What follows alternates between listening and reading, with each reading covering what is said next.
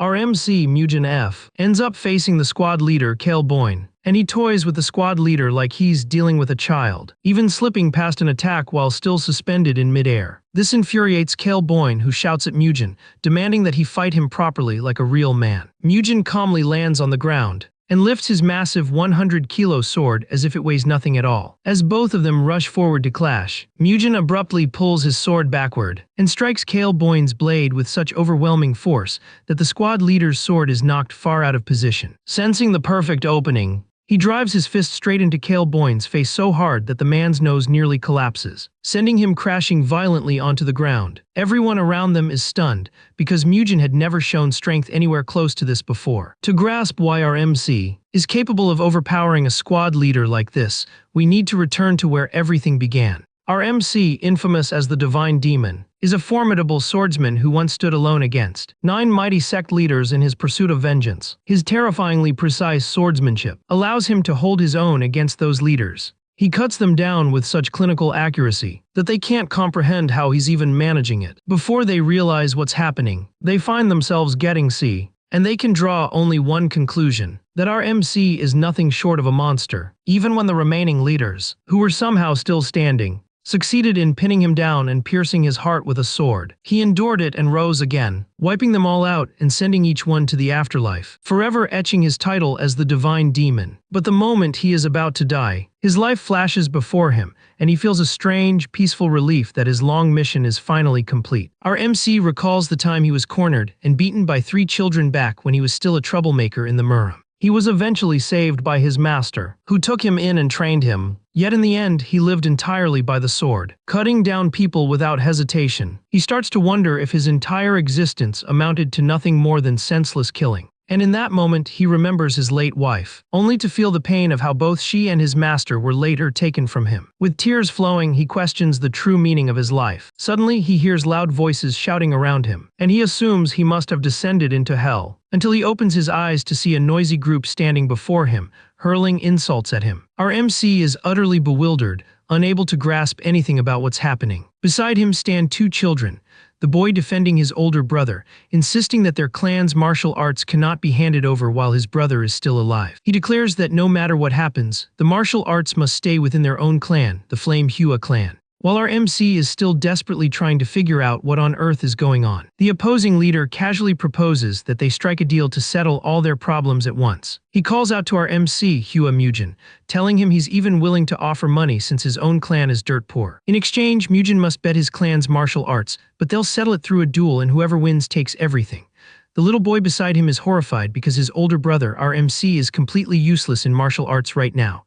Exhausted by the shouting, our MC finally asks the group who the hell Mujin is supposed to be when he knows. He's clearly someone entirely different. His supposed younger siblings stare at him in shock, confused by his words and looking at him like he's lost his mind. Even his rival demands to know what he just said, prompting Mujin to reveal that he is known as the Divine Demon. But his rival only bursts out laughing, suggesting that if that's the case, then he should call him the King of the Underworld instead.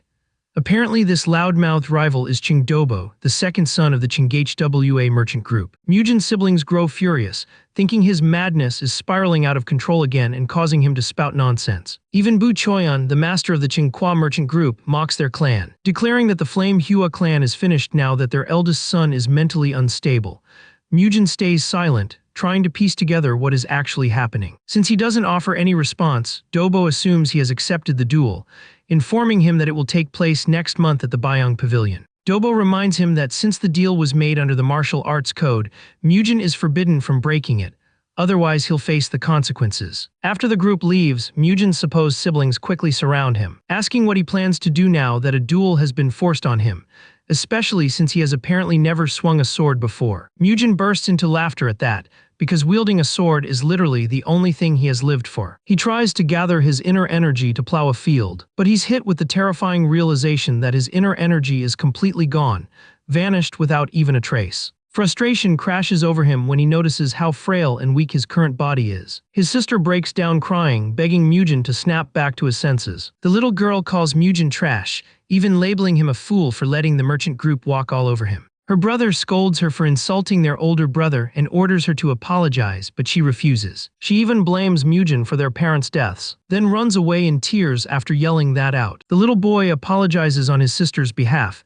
explaining that she often loses control when she gets angry. After saying that, he too walks away. Mujin is utterly baffled. He can't believe that even children despise him now, calling him a madman, when in reality he used to cut down sect leaders without mercy. He collapses to the ground, overwhelmed by frustration, wondering who these children even are. At that moment, a peculiar fellow, apparently his assistant, runs toward him. But Mujin simply asks who the man is because he has absolutely no idea. The man, Ma-suk, is startled, assuming Mujin is having yet another seizure triggered by his supposed madness.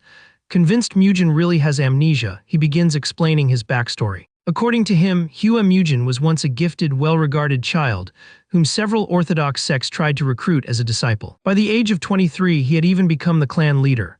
Ma-suk is exhausted from repeating this tale. He has apparently explained it over 6,000 times. Mujin scoffs, unable to believe he was ever promising, since his current energy core feels completely worthless.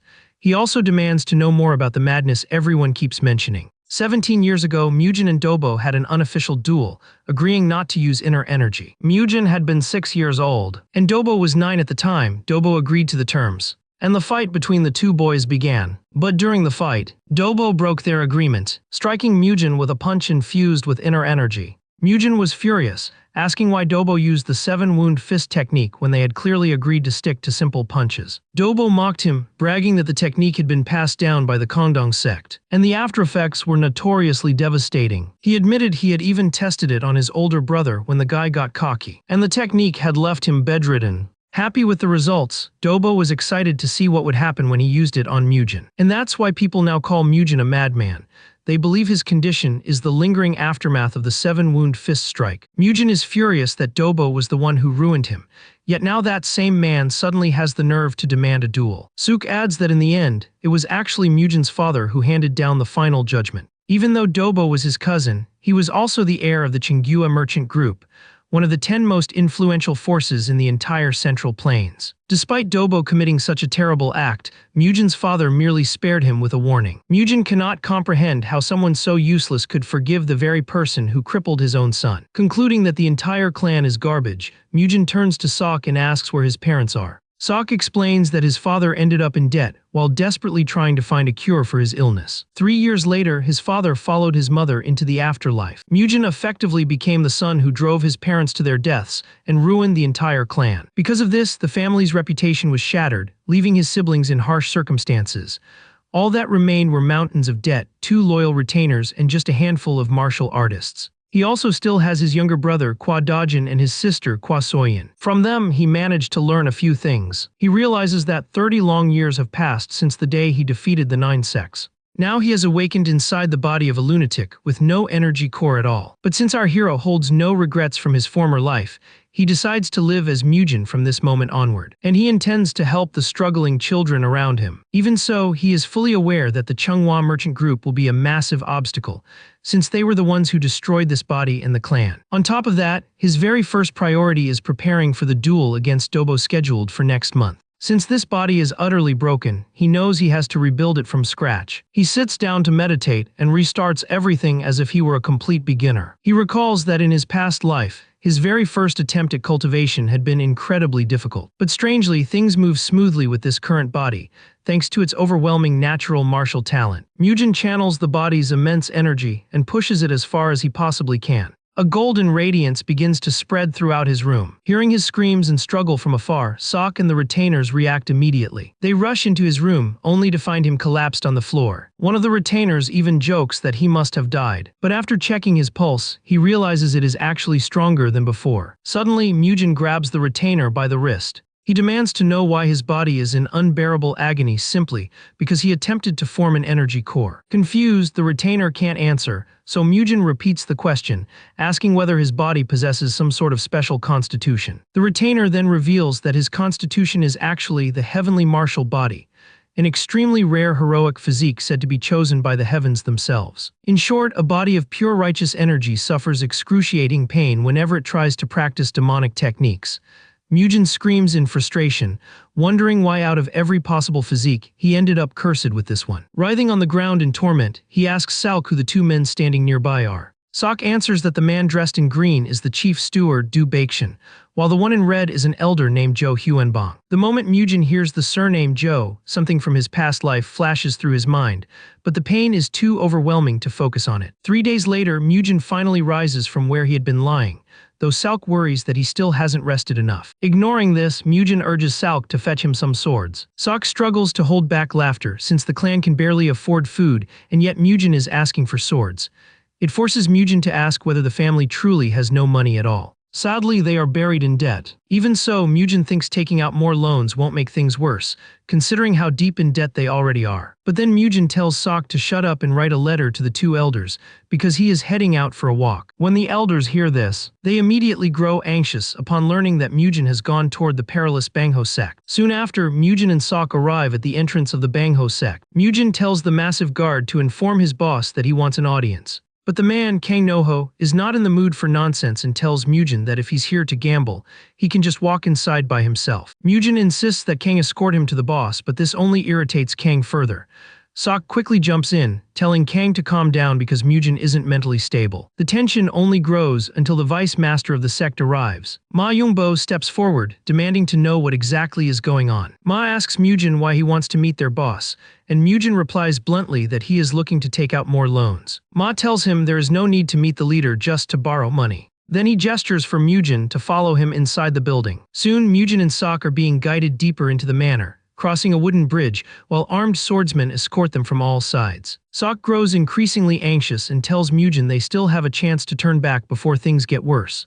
But Mujin disagrees, saying they have already come too far to back out now. Sok then brings up an old granny who once witnessed the sect leader fighting. According to her, the leader was terrifyingly strong, overpowering his opponent within mere seconds, apparently having mastered a lethal killing technique. Mujin questions why Sok is bringing this up when Ma suddenly cuts in. Ma remarks that Sok is the smarter one, having figured out the situation faster than expected. However, by then it is already too late because they have entered the deeper part of the cave. And before either of them realizes it, they are surrounded by a circle of armed swordsmen. Ma declares that he won't be giving Mujin the same leniency he once gave Mujin's parents. Sok doesn't argue, he just desperately begs them to spare his master's life. But Mujin gets irritated the moment Ma mentions his parents, since he obviously doesn't have any. Then it suddenly hits him, he is in someone else's body now. With everything set, Ma orders his men to teach Mujin a lesson. One of the swordsmen, eager to obey, steps forward. He lunges at Mujin and throws a punch.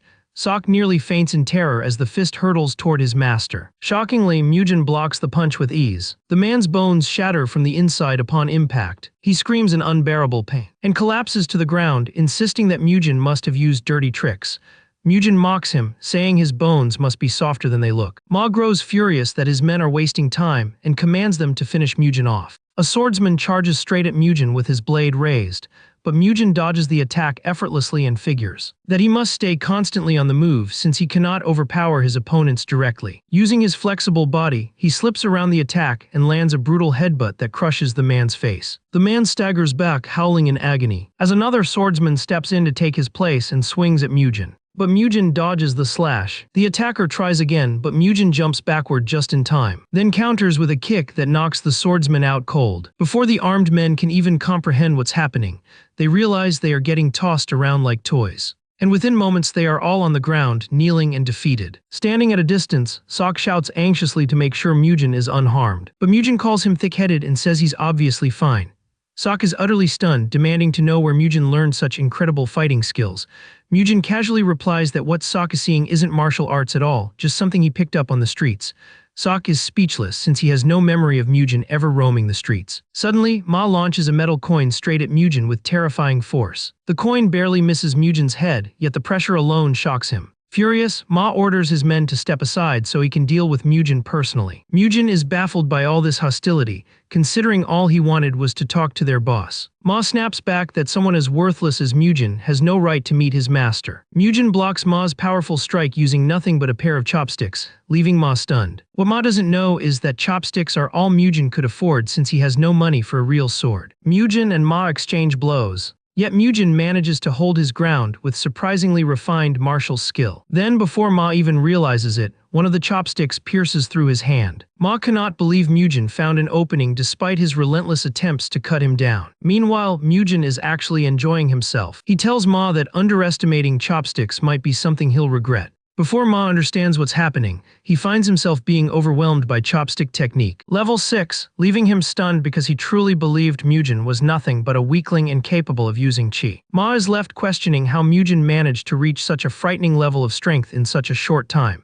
and he refuses to believe that this is the same Mujin he once knew. Mujin keeps driving the chopsticks into his body, all while criticizing Ma's skills as being utterly terrible. Refusing to be beaten by a pair of chopsticks, Ma leaps into the air, determined to finish Mujin off with his ultimate technique. Even with Ma looking extremely threatening midair, Mujin doesn't show a hint of fear. Ma cannot understand how Mujin could be hiding such power without his knowledge. Mujin responds by landing a devastating punch to Ma's body, completely crushing whatever pride he had left. Mujin repeats himself, reminding Ma that all he wants is alone. But this time he delivers the line with a terrifying and deadly expression. At last, after being thoroughly beaten, Ma agrees to sit down and talk with Mujin. His guards even bow to Mujin while Ma begins questioning him, asking what information Mujin wants. Mujin asks why their sect has been lending money to his family without any collateral, because the whole arrangement reeks of malicious intent. Mujin asks again, but this time warns Ma to think carefully unless he wants to be punished. Realizing Mujin isn't bluffing, Ma finally admits that their orders came from the Chanqua merchant group. Mujin isn't surprised, he already suspected their involvement. He then asks Ma what kind of agreement they've made with the Chanqua group. Ma hesitates, but Mujin immediately warns him that dying for the merchant group won't bring him any honor anyway. Taking the hint, Ma explains that the group ordered them to lend unlimited money to the Hua family, but with monstrous interest rates. And in exchange for pushing the Hua clan into ruin, the Bangho sect would inherit the Hua lands once they were wiped off the board. Mujin finally realizes that the family land was the true collateral from the start. Mujin then asks Ma how much the 300 gold coins he wants to borrow would grow into after 1 year.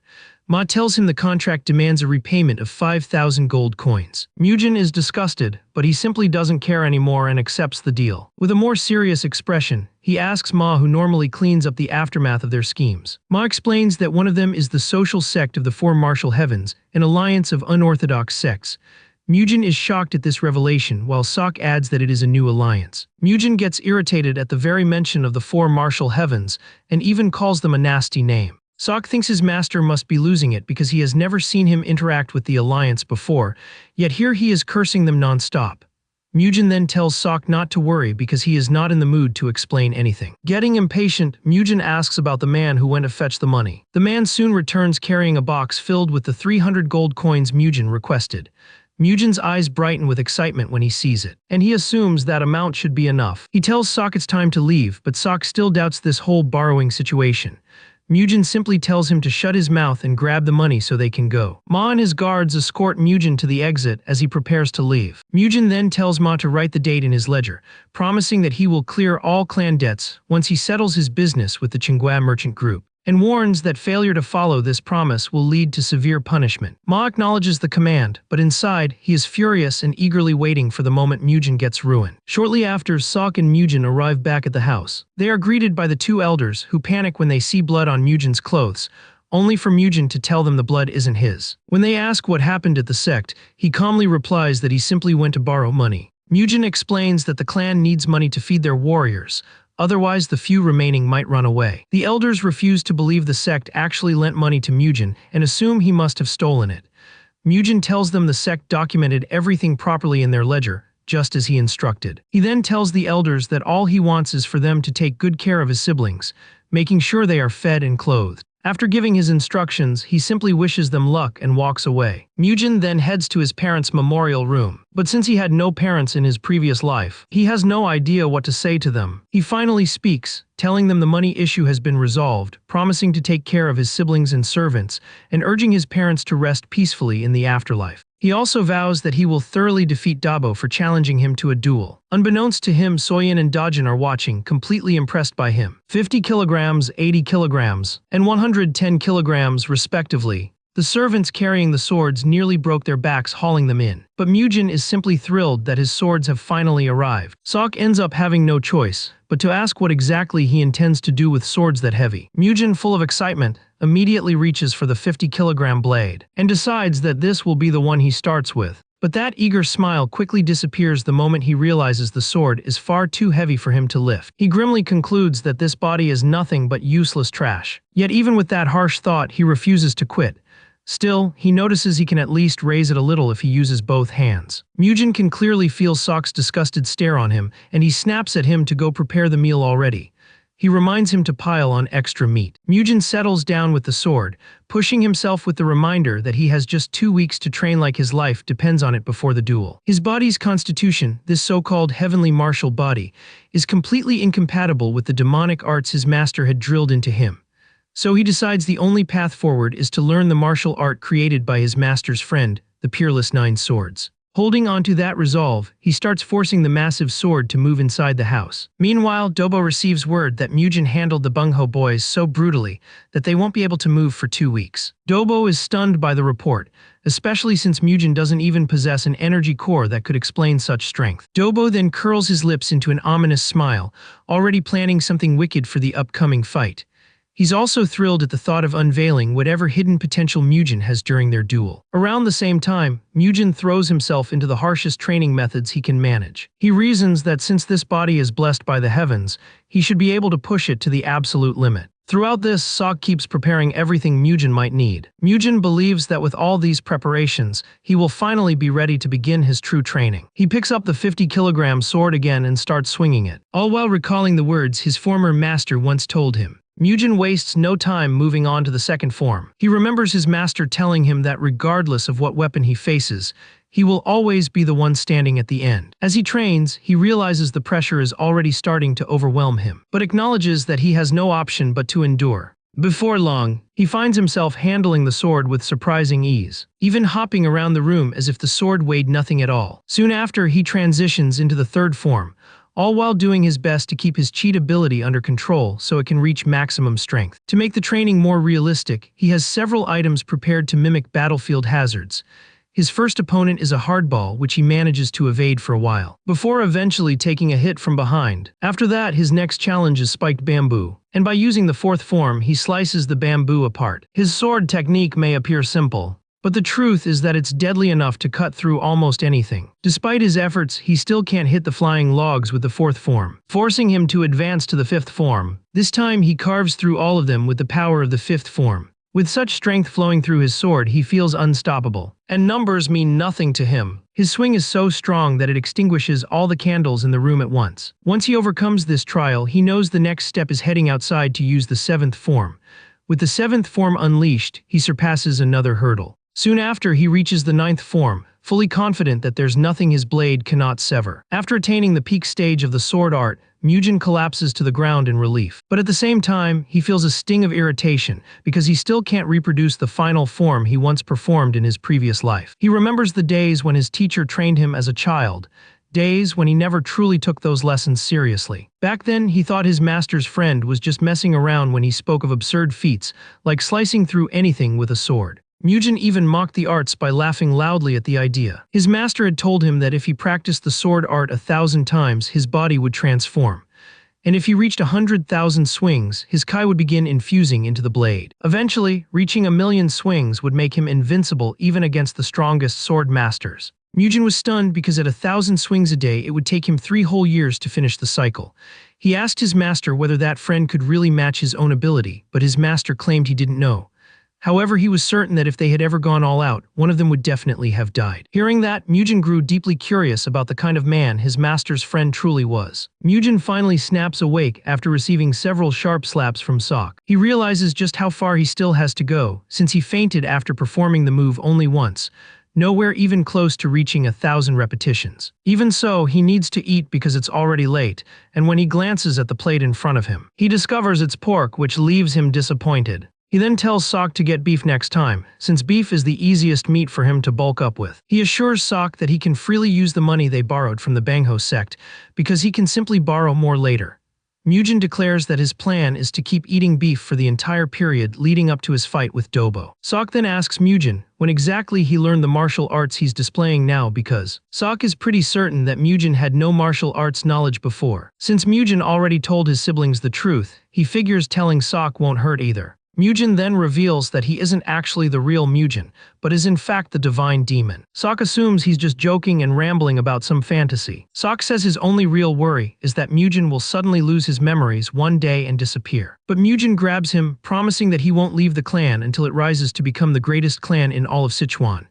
Besides, he insists he has nowhere else to go anyway. Sok mocks his master for spouting nonsense, earning himself a stinging flick to the forehead. After their conversation wraps up, Mujin tells Sok he's free to leave, and Sok obeys and walks out. Meanwhile, the two clan elders secretly attempt to escape with the children before the duel, believing that Dobo will kill Mujin, leaving the clan easy to seize afterward. Not long after, Mujin has trained himself to the brink, to the point that he can now lift the 70-kilogram sword with just one arm. However, his technique is still unstable, and he only has a week left before the duel. He's drenched in sweat inside the training room. When the kids enter to check on him, Mujin urges them to leave because it's dangerous for them to stay there.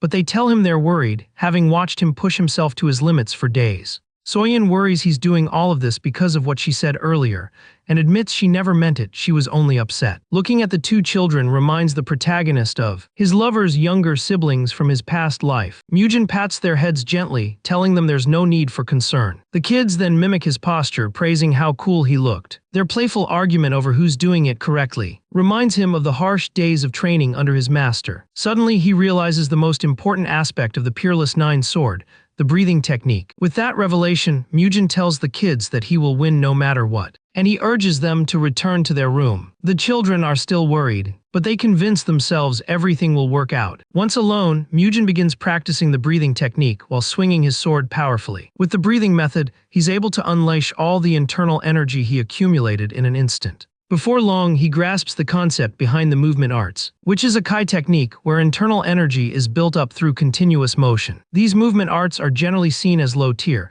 which is why most people never take them seriously. But with the breathing technique, Mujin finds it far easier to swing the sword, granting him enough strength to slice through a statue. Meanwhile, Jihen Bong is seen speaking with Sok about Mujin's sudden transformation. Sok tries to explain Mujin's newfound vigor by attributing it to the single session he had with the Wudang. Jihen tells Sok to report any changes he notices immediately. Sok then heads toward the place where his master is training, only to find the entire room flipped upside down. He tries telling Mujin that his food is ready, but Mujin is irritated, complaining that the training room is too small for him now. Because of this, Mujin declares he will start using the main training hall instead. Mujin heads to the large training hall, only to discover that several other warriors are already there, and every single one of them has their eyes fixed on him. Sok quickly steps forward, telling the warriors that Mujin needs to train alone and suggesting that they all clear the hall. He urges them to use the other training area instead, but the warriors look confused, wondering why some half-dead guy is suddenly giving them orders.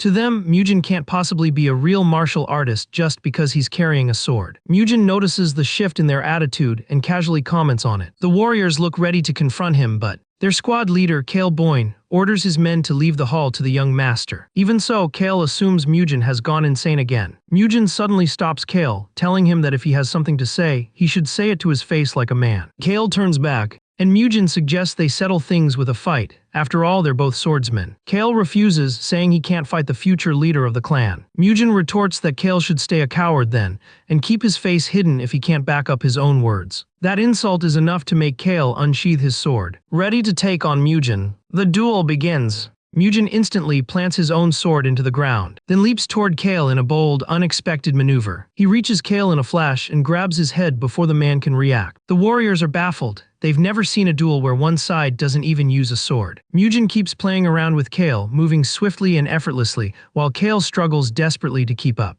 Frustrated, Kale shouts for Mujin to fight like a man instead of dodging everything. Mujin decides to humor him a little and picks up his sword, but Kale immediately starts ranting, blaming Mujin for everything that has gone wrong in the clan. He insists that because Mujin caused all their problems, he doesn't deserve to learn martial arts. Kale charges straight at him, but Mujin meets him mid-dash with the 9th form of the Peerless Sword technique. The strike violently shakes Kale's internal energy. Mujin doesn't give him a second to recover. He follows up with a crushing punch straight to Kale's face. Kale is thrown to the floor, blood splattering everywhere. Mujin calmly tells him that things won't be the same anymore. Everyone watching can sense the blazing determination radiating from Mujin's body, something they've never seen before. Kale hits the ground hard, completely shocked. Sok and the other warriors watching are equally stunned. The warriors rush in to check on their leader, who is lying there totally knocked out. Mujin stands tall like a true victor, asking Kale if he has any objections to his win. One warrior yells at Mujin, accusing him of using a coward's tactic. But Kale forces himself up and screams at the guy to shut up, then admits openly that he actually lost. Kale bows and pays his respect to Mujin,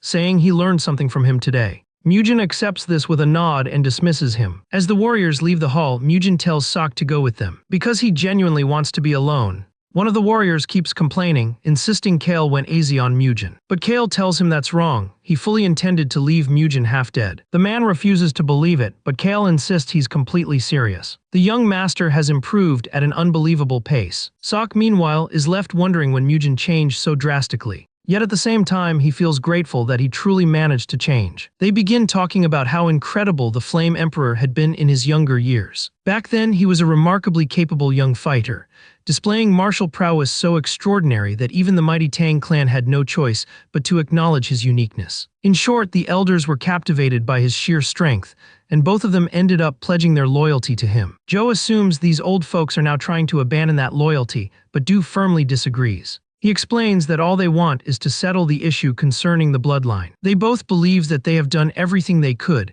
and once they meet the Flame Emperor in the afterlife, there's no way he'll hold anything against them. In essence, they've secured enough money to relocate, along with a few martial artists who will lend them support. Du then tells Joe to leave first, while he stays behind to keep an eye on Mujin Samar. It turns out the martial master from the Kongdong sect, hired by the Qianqua, will serve as the duel's witness. The merchant faction is basically a rotten group who will do everything they can to wipe out the Hoa clan completely. Du instructs Joe to take the children and wait for him at the promised spot, even though the news will definitely hit the kids hard. Later on, Mujin notices that the amount of beef he's been receiving keeps getting smaller, prompting him to ask Sok why that's happening. And despite Mujin being annoyed about the whole situation, Sok brushes it off so he can show Mujin his stylish outfit. Because it's almost time to head out for the duel. As Mujin steps outside the house, he runs into Du. At first, Mujin assumes Du came to stop him, but Du immediately denies it, revealing instead that he intends to accompany him to the duel. Mujin quickly realizes that Du is simply overthinking things out of worry, since all Mujin plans to do is smash his rival into the ground. With that, Sok and Du join Mujin as they make their way toward the duel venue.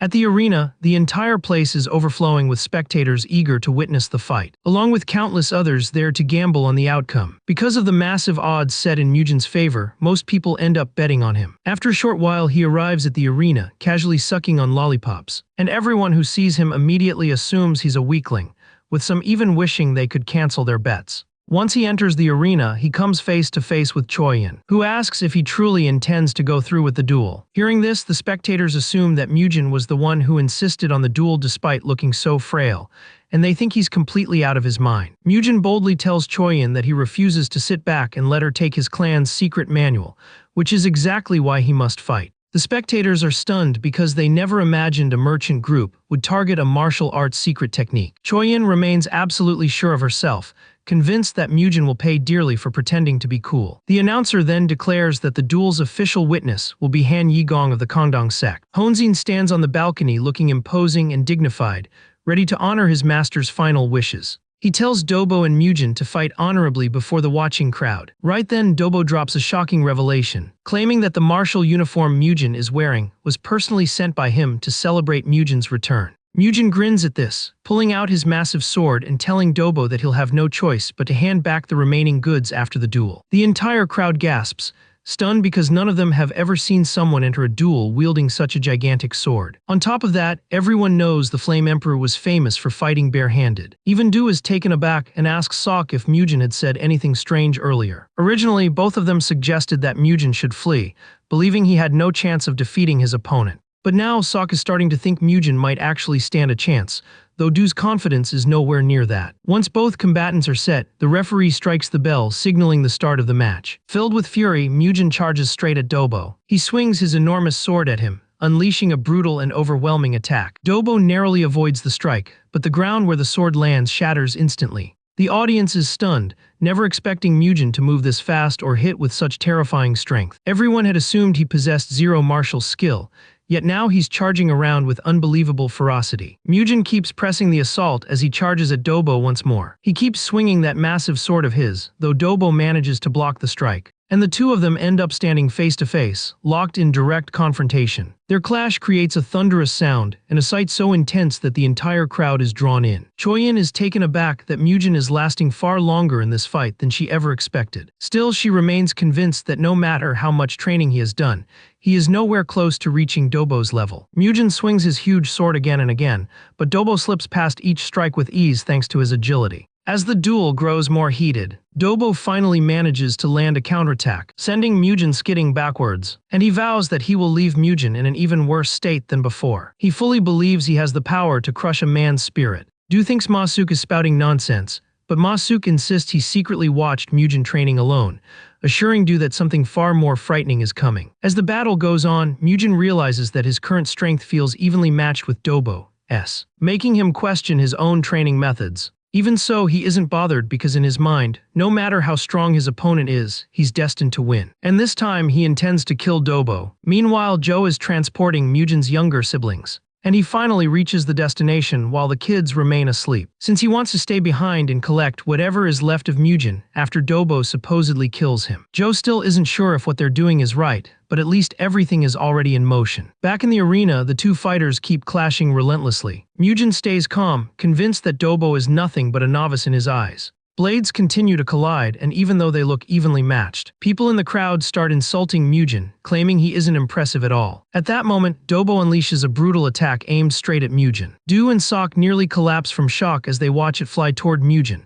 praying desperately that he manages to evade it. Dobo's attack connects, but thanks to Mugen's technique, he blocks it at the last moment. Even Dobo is stunned, and he instinctively steps back, realizing that Mugen is fighting like someone completely unhinged. Dobo then gathers his inner energy, preparing to unleash a finishing blow. But Mugen mocks him, saying his energy gathering is way too slow. Mugen activates the second form of his technique, and he rushes toward Dobo filled with murderous intent. Dobo senses it, and all he can do is try to block the incoming strike with everything he has, leaving him utterly bewildered because he cannot accept that he's being overwhelmed by Mugen. Dobo pours every ounce of strength into holding off the attack, but before he realizes it, his sword shatters right in front of him. Mugen's blade cuts straight through, slicing Dobo brutally. Dobo is hurled to the ground as Choyin screams in panic, crying out Dobo's name. And with that, Mugen automatically wins the duel. Mugen walks over to Dobo's arm and declares that he's taking it as compensation for 17 years of resentment. He even remarks that the merchant group might figure out a way to reattach the limb. Han leaps down from the balcony to check on Dobo's condition. Choyin rushes over as well, and Han states that Dobo's energy core has been destroyed too. Han explains that their skill gap was obvious, saying the fight had already been decided long ago.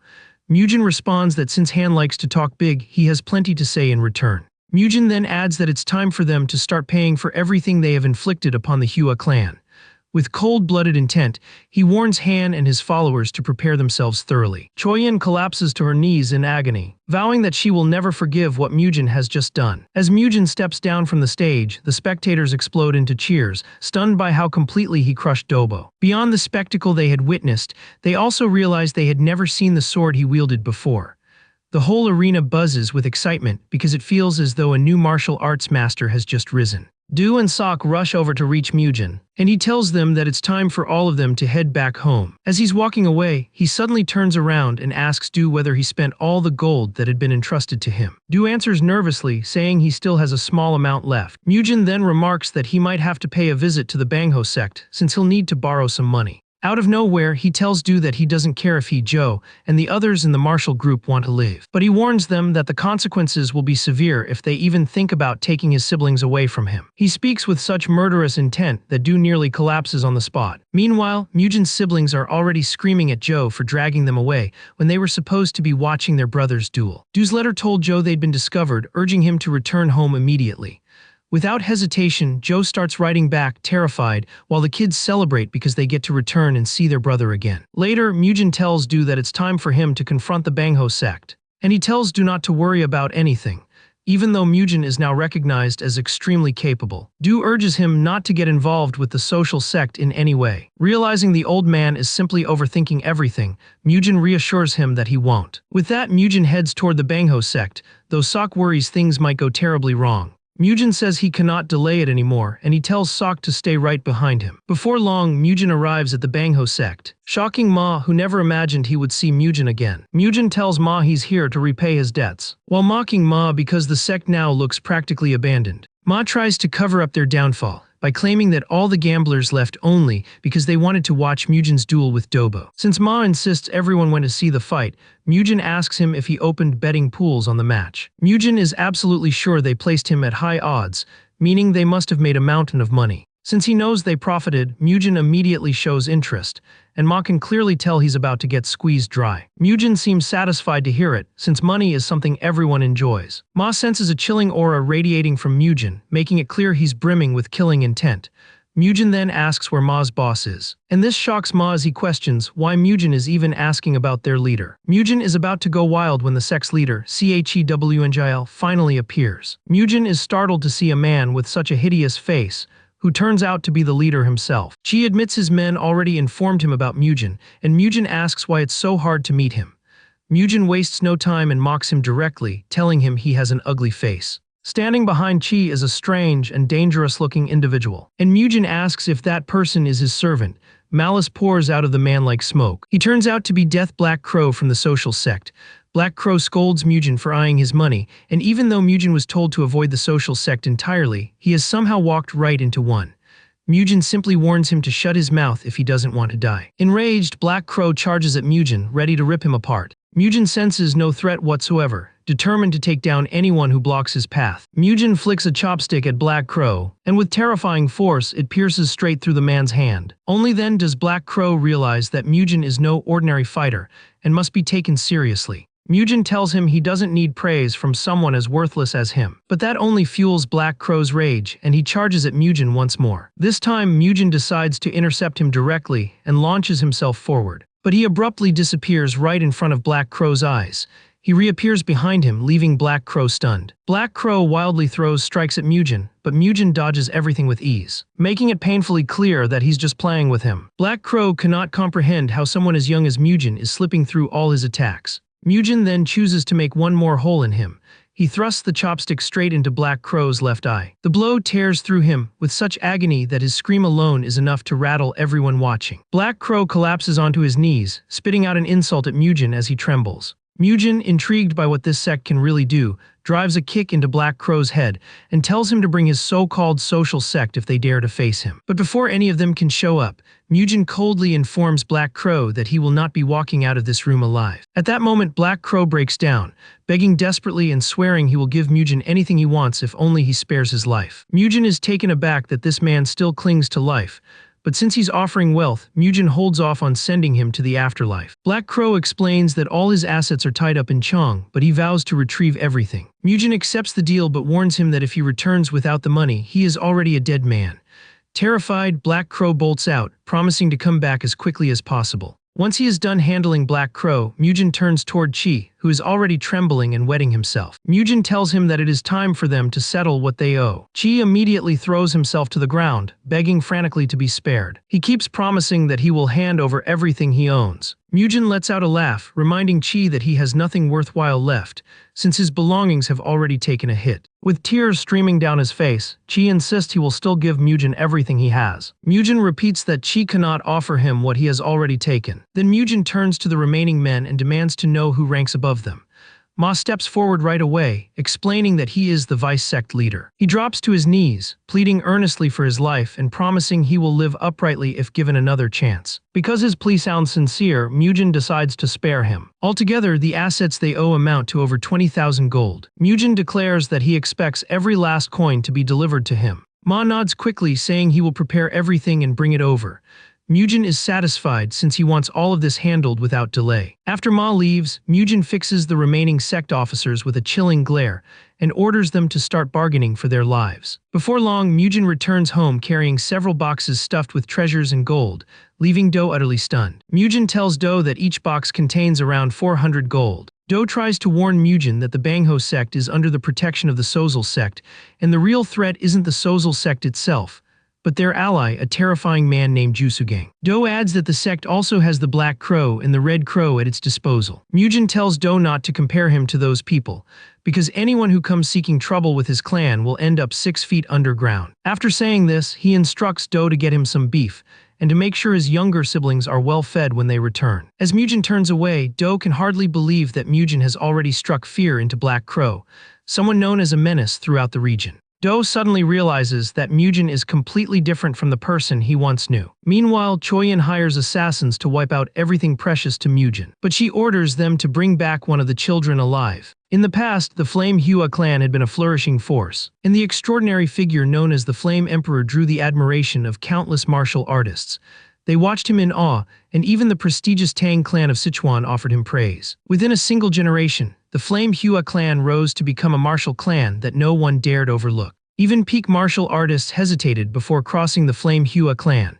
There was a time when the people of Zicheng would erupt in cheers whenever the clan's members walked the streets. But after the Flame Emperor's death, the next patriarch exposed just how incompetent he was. Because of him, the Flame Hua clan steadily declined, and those once loyal slowly drifted away. The Emperor's legacy became divided between those who remembered him and those who didn't.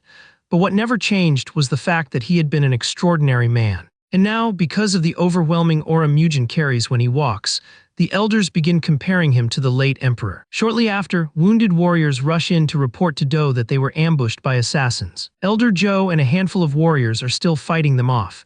The moment Do hears this, he realizes the 2 children are in grave danger. He orders the warriors to alert Mujin at once, while he rushes ahead. Deep in the forest, Zhou stands alone against the assassins, since the warriors who came with him have already fallen. Even faced with death, he stands firm, ready to protect the children at all costs. Just as he is about to be overwhelmed, Do arrives in time to support him.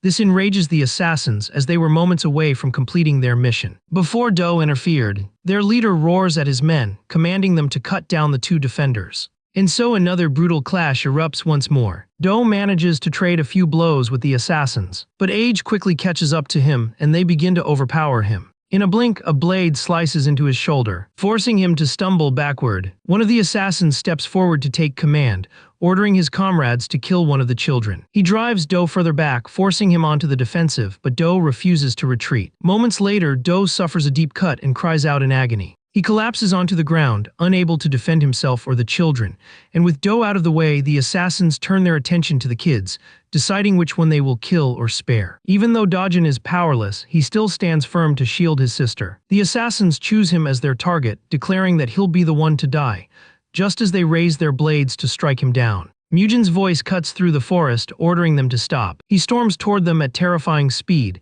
exuding a presence that sends a chill down the air. But the assassins don't flinch, believing they're dealing with the same trash Mujin from the past. Their leader shouts at his men to kill Mujin for getting in their way. One assassin charges at him, but Mujin takes him as the first outlet for his fury. He snaps the man's sword apart as if it were brittle wood, then carves him cleanly in half with a single vertical strike. Without hesitation, Mujin rushes past the falling body and charges straight at the remaining assassins. Seeing how ferocious he is, the leader immediately orders everyone to attack Mujin together. They swarm him as a group, but before they can reach him, Mujin unleashes the Peerless 9 Swords' 5th form, the Army Slayer technique, slicing through them as effortlessly as cutting through thin paper. One assassin tries to gain the upper hand, but Mujin sidesteps easily and separates the man from his head. It's at this moment the final surviving assassin realizes they're facing something beyond human, a monster in human form. Before he can react, his right arm is severed and he screams in torment. Mujin warns him not to move another inch if he wants to cling to life. Mujin turns to see Zhou supporting Do back onto his feet. Dojin is covering his sister's eyes, so she won't witness the horrifying scene around them. Dojin gently tells his sister there's nothing to fear now, because Mujin has arrived and defeated all the bad men. Mujin walks over to the 2 and asks if they're all right.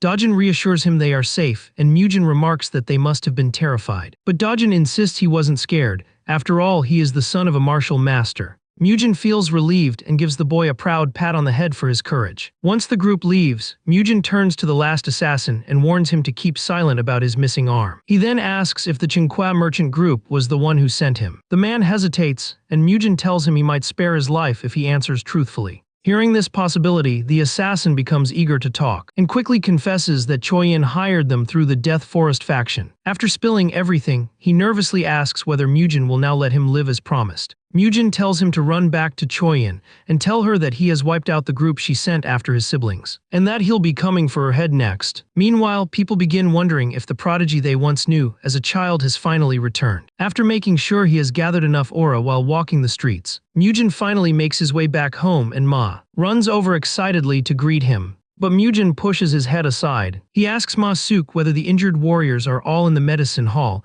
and Ma Suk confirms it.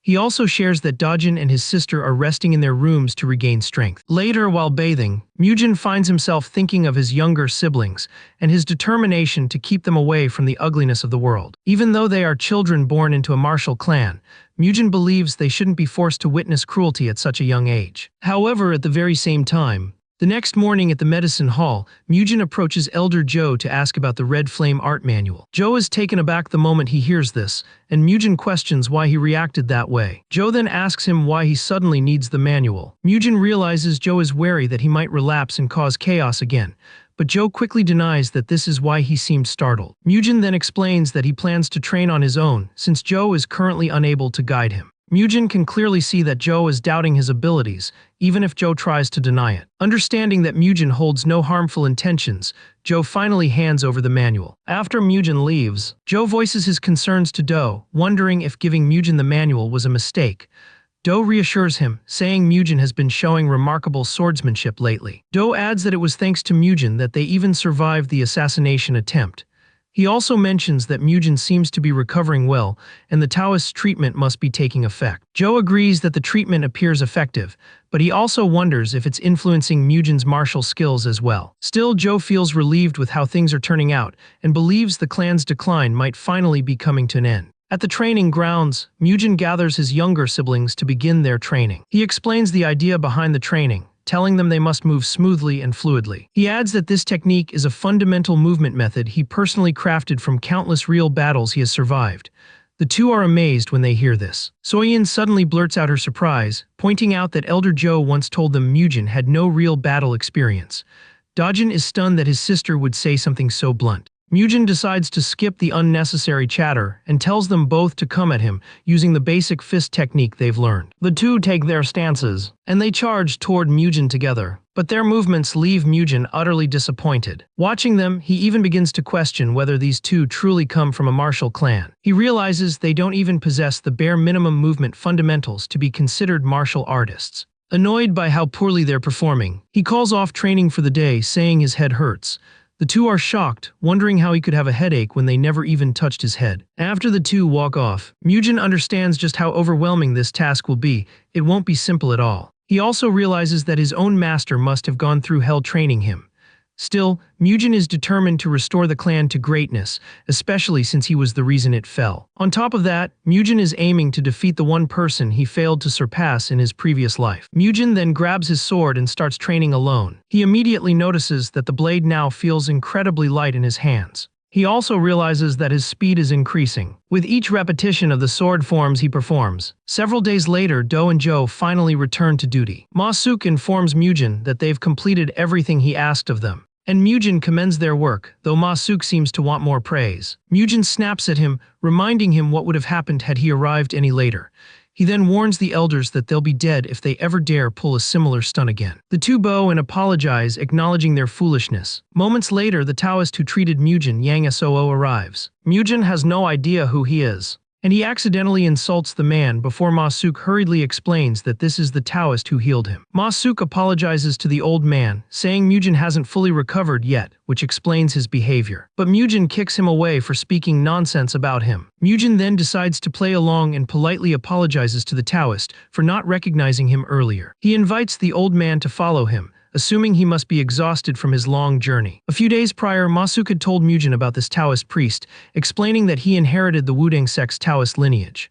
Ma Suk claimed that Mujin recovered thanks to the priest's positive energy healing, and that the chief steward paid a huge sum to bring him here. Now in the present, Mujin is genuinely glad to finally meet the man, which is why he welcomes him inside the compound. Mujin then asks whether it's true that he inherited the Wudang sect's Taoist lineage, and Yang Su confirms it with an air of confidence, declaring himself the only Taoist who carries the essence of the Wudang sect's true lineage. The moment Mujin hears this, he slams his foot on the ground and demands with absolute seriousness whether the man before him is truly the Wudang White Immortal, because he has never once heard of any surviving successor of Wudang's Taoist lineage. Yang Soo tries to play dumb, but Mujin makes it clear that he has only a short moment left to confess before he changes his mind.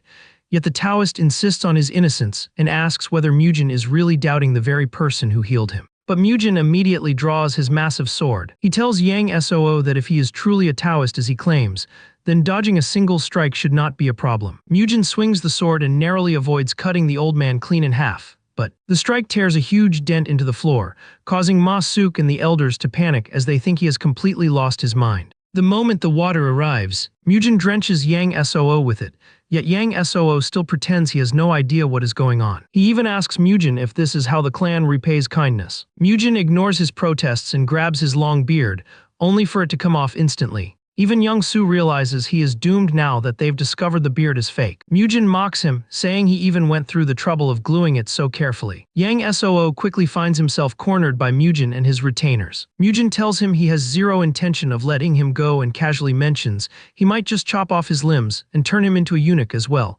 making Yang Soo panic and beg frantically for mercy. Mujin reassures him that killing him isn't his plan, because then he wouldn't be able to get his money back, but he does say he only intends to cut off the limbs. Terrified, Yang Soo pleads desperately, asking Mujin to leave his body parts untouched. Yang Soo promises to return every coin he swindled, and Mujin accepts this, though he adds that he's charging extra for letting the limbs stay attached. Horrified, Yang Soo quickly agrees to repay any amount as long as he remains whole. Hearing this, Mujin says he is disappointed that Du was gullible enough to fall for Yang Soo's scam. Trying to defend himself, Du explains that he had heard Yang Soo was a great healer. Mujin then turns to Yang Soo and tells him the first thing he must do is return the 50 gold, and Yang Soo says he will, but claims the money is at his residence in Jinyang. Du and Zhou offer to join them, but Mujin says it's unnecessary since they are still recovering. He urges them to stay home and ensure no problems arise, and as he leaves with Yang Soo, Du notices Zhou's worry and tells him to trust the man, because he is no longer who he used to be. Moments later, they arrive at the spot where Yang Soo's carriage is waiting. Mujin is stunned when he sees the luxurious carriage the man has been riding, a clear sign of how well his scamming business has been doing. Mujin is even more astonished once he steps inside and sees the lavish interior. Mujin smirks and comments that Yang Soo certainly has strong work ethic for someone who claims to be a cook, asking why he doesn't pursue honest work since he clearly has skills. Yang Soo bows and insists he will start living legitimately from now on. Mujin then lies down comfortably and tells the old man that he needs to sleep. He instructs him to wake him once they've arrived, and Yang Soo agrees, promising to rouse him the moment they reach the destination. But deep down, Yang Soo holds wicked intentions toward Mujin, eagerly anticipating his revenge for being wronged. They eventually arrive at a quiet, isolated part of the forest. Young Soo steps out of the carriage. He tells the bandit waiting outside that Mujin is fast asleep inside and orders him to drag the man out and make an example of him. The big guy becomes excited at the task, wondering why anyone would dare interfere with a Taoist's business. The big man climbs into the carriage and throws a punch toward Mujin. But just before the punch lands, Mujin turns and blocks it with his sword. Mujin smiles darkly and asks if they've arrived already. Disgusted by the man looming over him, he kicks him so hard that he's sent flying out of the carriage. Shocking Yang Soo, the bandit feels the shock of the blow rippling through his body and realizes he must get serious, because the rumors about Mujin's strength were clearly not exaggerated. Mujin steps out slowly and asks Yang Soo why their destination has turned out to be a secluded forest. He takes no offense, though he was craving a bit of action anyway. Mujin releases a terrifying aura while telling the big guy that he wants to see what he's really made of.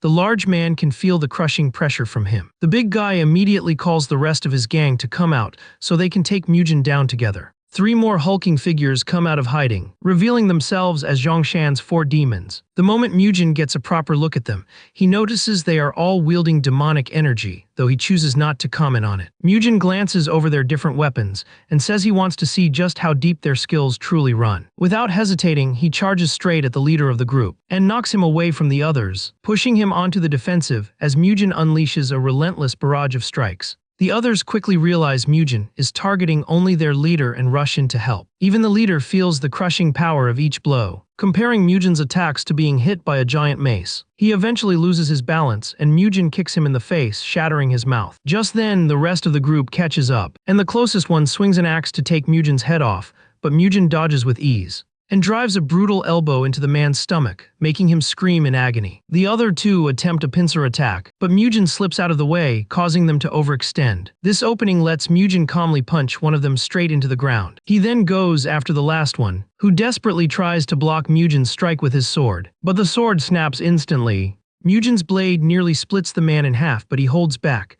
The man's life flashes before his eyes, and while he trembles, Mujin finishes him with a powerful kick to the chest, sending him flying. With that, all four are defeated, left kneeling on the ground and gasping for air. During the fight, Mujin confirms they're using demonic arts, which raises the question of how demonic techniques have appeared in the Central Plains. As he ponders this, the leader cries out in surrender, begging Mujin to spare their lives. Yang Soo realizes he is completely doomed now that Mujin has effortlessly taken down Zhongshan's 4 demons. The leader admits they already knew Mujin was far above their level after just a few exchanges.